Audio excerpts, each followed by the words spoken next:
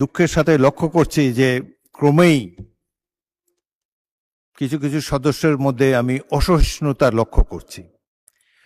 জাতীয় সংসদ 5 বছরের জন্য নির্বাচিত হয়েছে। এখানে প্রত্যেকেরই কথা বলার স্বাধীনতা আছে।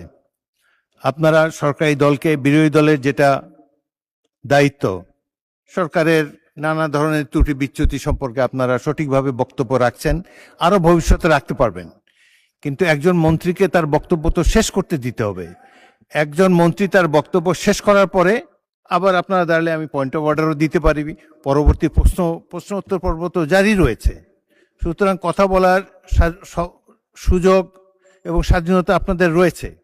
কিন্তু আমি দেখলাম যে বিরোধী দলের নেতা দাঁড়ালো, পিছন থেকে বেশ কয়েকজন দাঁড়িয়ে, তাদেরকে বসানোই যায় না। সংসদে তো কথা বলার জায়গা, কথার মাধ্যমে, যুক্তির মাধ্যমে অপর পক্ষের বক্তব্যকে খণ্ডন করা যাবে।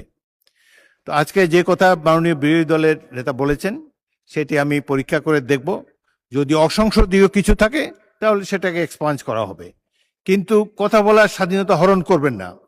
আপনারা যে কজন আছেন তার 2 গুণ 3 গুণ এই পাশে আছে। সুতরাং শব্দ করে বিচারের বাণীকে স্তব্ধ করা যাবে না।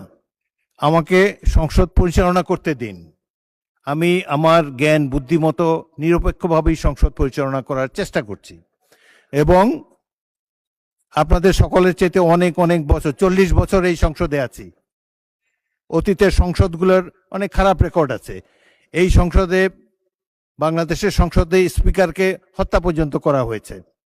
সুতরাং অতীতের দিকে তাকিয়ে আমি তো মনে করি একটি ভালো সংসদ আমরা পেয়েছি, জনগণের সঠিক নির্বাচনের মাধ্যমেই পেয়েছি।